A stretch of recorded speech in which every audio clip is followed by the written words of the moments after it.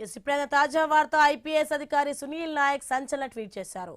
కావాలనే తనను కేసులో ఇరికించారని ఆరోపించారు. ఎస్టీగా పుట్టడమే తాను చేసిన నేరమా అని ప్రశ్నించారు. ఉన్నత ఉద్యోగాల్లో చిన్న కులాల వారుంటే జీర్ణించుకోలేరా అని నిలదీశారు. రఘురామకృష్ణరాజు కేసులో ఉద్దేశపూర్వకంగానే తనను ఇరికించారని మండిపడ్డారు.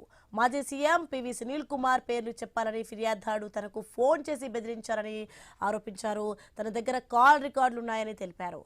సరైన సమయంలో ఆధారాలు బయట పెడతారన్నారు. RRR కాల్ డేటా బయటకు తీస్తే ఎంతమందిని బెదిరించారో తెలుస్తుందని సునీల్ నాయక్ ట్వీట్లో పేర్కొన్నారు.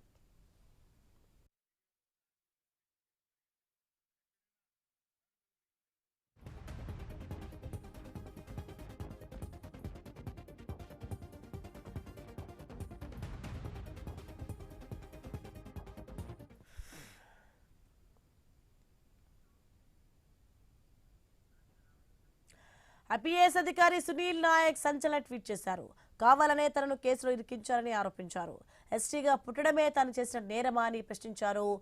ఉన్నత ఉద్యోగాల్లో చిన్న కులాల వారు ఉంటే జీర్ణించుకోలేరా అని నిలదీశారు. రఘురామకృష్ణరాజు కేసులో ఉద్దేశపూర్వకంగానే తనను ఇరికించారని మండిపడ్డారు. మాజీ సీఎం పివి సునీల్ కుమార్ పేర్లు చెప్పాలని ఫిర్యాదుదారుడు తనకు ఫోన్ చేసి బెదిరించారని ఆరోపించారు.